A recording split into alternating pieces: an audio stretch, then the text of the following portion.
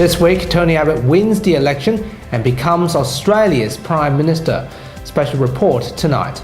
This is the Evening News with Ivan Lowe and Danielle Staniskov. Good evening. After battling for almost 4 years as the opposition leader, Tony Abbott finally becomes Australia's Prime Minister. Kristian Dwyer joins us from Canberra with a summary of the results. Over to you. Yes, thank you, Ivan, as the wind seems to give some brief respite here in Canberra. It's very blustery conditions. The coalition has run away with the election. 81 seats to 50 at the moment. There's still some seats still in play. The coalition are expected to win approximately 89 to the Labor Party's 57. However, the big surprise could come in the form of the seat of Fairfax, where Clive Palmer, of course the leader of the Palmer United Party, leading the way against the Liberal candidate there, Ted O'Brien. The Palmer United Party have not only won a seat in the House of Reps, but also in the Senate, where two candidates, one in Queensland and one in Tasmania, both will seemingly sit in the middle of power up in the Senate. This will mean there'll be an incredibly volatile Senate for incumbent, well, I should say, Prime Minister-elect Tony Abbott to cross paths with in next July, what with existing quota of Greens candidates, as well as a member from the Liberal Democratic Party who got on the back of a ballot, you could say. The Motor Enthusiast Party, Ricky Muir from Victoria comes in there, Australian Sports Party in WA, as well as, of course, those two PUP candidates.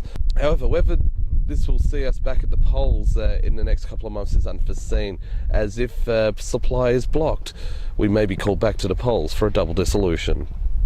Kristian Dwyer, WAMN News, Canberra. Tempers are flaring between teachers and school principals after the Barnett government announced job cuts for the education sector. The union vowed for a long-term campaign against the plan during the rally at Parliament House. Hundreds of teachers have walked out of their classroom on Tuesday to stand against the government's education job cuts. They rallied outside Parliament House in the afternoon, where the Education Minister, Peter Collier, was booed by protesters as he tried to explain the matter. With regard to the reduction of educational assistants, can I say, with regard to the 350 positions, as I've said right at the outset, every permanent EA will keep their job. And can I say, with natural attrition, it is highly unlikely that any educational assistant will be without a job that has currently got a job. United Voice WA Secretary Carolyn Smith disagreed with the minister's response, saying kids will be impacted by the cuts. Ms Smith also promised a long industrial campaign. This isn't just one rally, this is a long campaign. It's going to take as long as it needs to ensure that our kids in Western Australia have a quality education system. WA opposition leader Mark McGowan highlighted that the Barnett government had broken another promise. They need to explain why they broke the promise they made before the last state election. This is just another broken promise, and this one is hurting school children and costing people their jobs. Principals and teachers will stop work as the WA government failed to reverse their decision on Friday. The date of the strike is yet to be determined. Martin Wilson, WAMN News. Fremantle residents are continuing their campaign against the state government's council amalgamation plans. Some residents even set up their own Facebook pages on a crusade to protect the Fremantle Council. In this week's feature interview, I've caught up with the It Colin's page administrator, Roel Loopers. What motivates you to start this Facebook page about It Colin? Well, it came out of a discussion as a committee member of the Fremantle Society, and we decided that we did not like the proposed forced amalgamation of the city of Fremantle with the entire city of Melville and East Fremantle. And so we decided to do an action, and we started with the It Colin Facebook page, had a full advertisement in the Fremantle Herald, and asked people to react to it and send socks to the Premier. Are you fearing that Fremantle is just going to become a normal suburb? Yes, yes, more or less. We fear that the focus of Fremantle would be lost. We also fear that because of that development that has been planned might not happen, because if we, for example, lost the civic centre of Fremantle to Melville, there is no reason to build the building behind me, and that is supposed to become the new civic centre. And so all these kind of things. So will developers still want to invest in Fremantle when the focus of Fremantle becomes Melville, which is really near Canning Bridge, which is a long way away? What would you like to see? I would like to see an amalgamation with East Fremantle. We want to keep North Fremantle, of course, it belongs to us.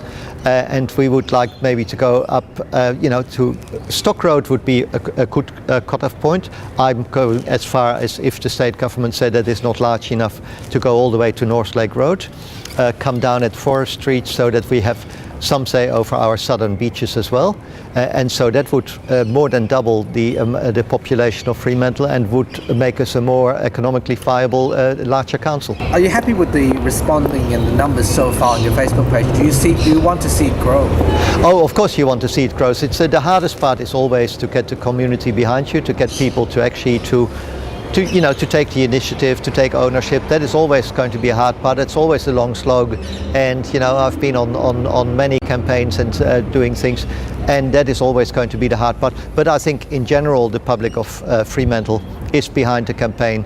The public of Fremantle would like a smaller amalgamation. We would like to see Fremantle grow and progress, but not to the extent that we need to become a sister and brother with Melville. Thanks for your time. Thank you.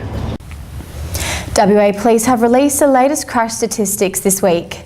The numbers indicate that 110 people have died on our roads so far this year, with 63 deaths in Perth and 47 deaths in regional areas.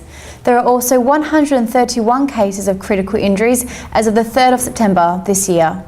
The total number of fatalities and critical injuries currently stand at 241.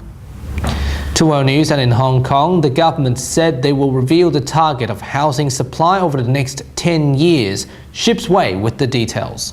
Earlier this week, the Long-Term Housing Strategy Steering Committee proposed the need of supplying 470,000 flats over the next decade in order to meet demand. And Housing Secretary Anthony Cheung says the target will be reviewed every year. On the other hand, Chief Executive C.Y. Leung has pledged in his election manifesto that he will speed up the construction of the planned 75,000 public rental housing flats in the next 5 years, the completion of half of which will be brought forward by 1 year in order to cope with the ever-increasing waiting list.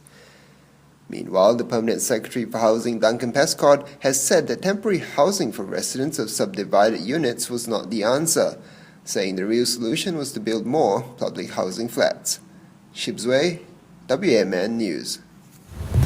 Former school bus driver Ariel Castro, who held 3 women captive in his home for 10 years, committed suicide in his prison cell.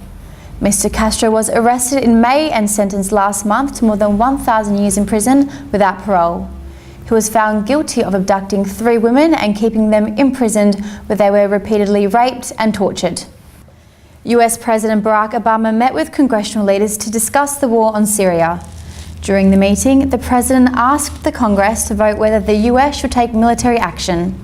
Mr. Obama believes military strikes can send a clear message to the Assad regime, who allegedly carried out chemical attacks, killing more than 1,300 people last week. And finally, before we leave you, we say happy birthday to Ivan this week. Thank you, Danny, and thanks for the support as well. That's all we have for you tonight. More news on the website. Bye for now.